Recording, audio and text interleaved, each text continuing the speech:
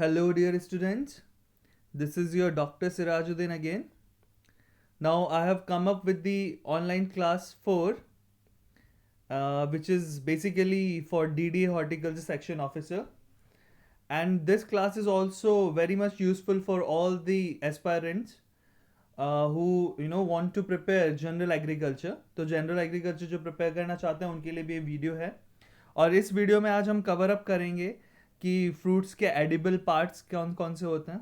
और ये क्वेश्चन हमेशा और फ्रीक्वेंटली पूछा जाता है जनरल एग्रीकल्चर में.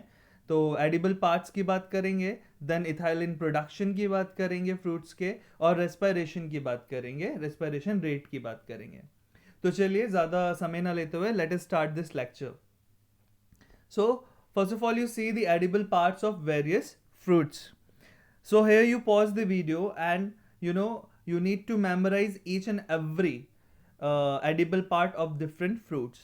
तो सबसे पहले बात करते हैं कि मीजोकार्प. तो मीजोकार्प आंवला में आपका मीजोकार्प यूज होता है. देन एंडोकार्प में जो होता है आपका एडिबल पार्ट होता है, मतलब एंडोकार्प जो है वो एप्रिकॉट और बनाना का एडिबल पार्ट है.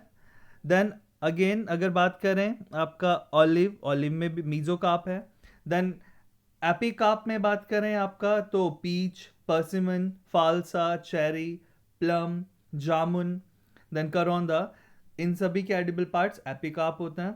देन बात करते हैं अगर कस्टर्ड एप्पल, एवोकाडो, बेर और डेट पाम, तो जो इसका एडिबल पार्ट है वो पेरिकार्प है. Then passionate fruit, then papaya, mango, mulberry, tamarind and sapota, इन सभी फ्रूट्स का जो एडिबल पार्ट है वो मीजोकार्प है. देन अगर कोकोनट की बात करें तो वी नो दैट कि कोकोनट में जो आपका एंडोस्पर्म है that is the liquid, that is the edible part. Then बात करें अगर एप्पल, देन पियर, आपका लोकार्ट, स्ट्रॉबेरी एंड क्विंस, तो इन सभी के एडिबल पार्ट कौन सा है? Flashy thalamus. देन पेकनट आपका, then cashew, almond and then पिस्ता, तो इनमें आपका कौन सा है? कॉटिलेडन. और अगर बेल की बात करें तो succulent placenta. Okay, so you need to pause the video और you just go through this कि कौन से फ्रूट्स के कौन कौन से एडिबल पार्ट्स हैं. मूविंग ऑन, इसी को कंटिन्यू करते हुए अभी थोड़े बहुत और रह चुके हैं. अगर फिग की बात करें तो फिग में फ्लैशी आपका रिसेप्टिकल आपका एडिबल पार्ट होता है. देन ग्रेप में आपका पेरिकार्प और देन प्लेसेंटी. देन सिट्रस की बात करें तो juicy placental hairs. Then pomegranate की बात करें तो juicy seed coat. Then wood apple की बात करें then succulent placentae. Then guava की बात करें तो थैलेमस एंड पेरिकार्प. देन बात करें जैक फ्रूट और पाइनएप्पल की, then we have bracts and perianth. Lychee में fleshy aril and cashew apple में फ्लैशी पेडंकल.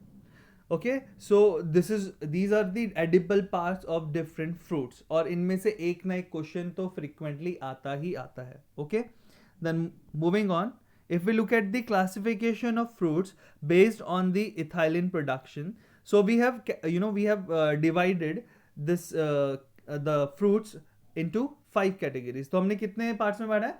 5 कैटेगरीज में बांटा है. तो very low, medium, high and very high.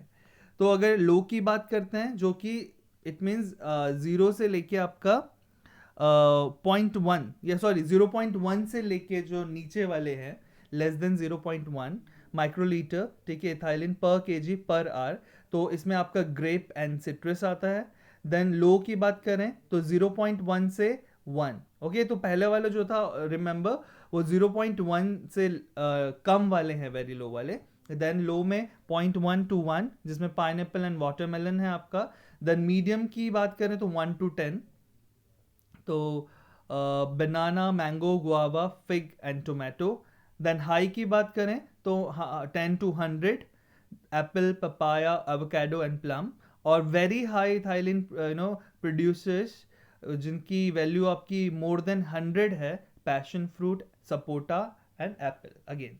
So you see आपको यहाँ पे याद रखनी है इथाइलिन प्रोडक्शन की यूनिट भी. ओके, तो this is in microlitre ethylene per kg per hour.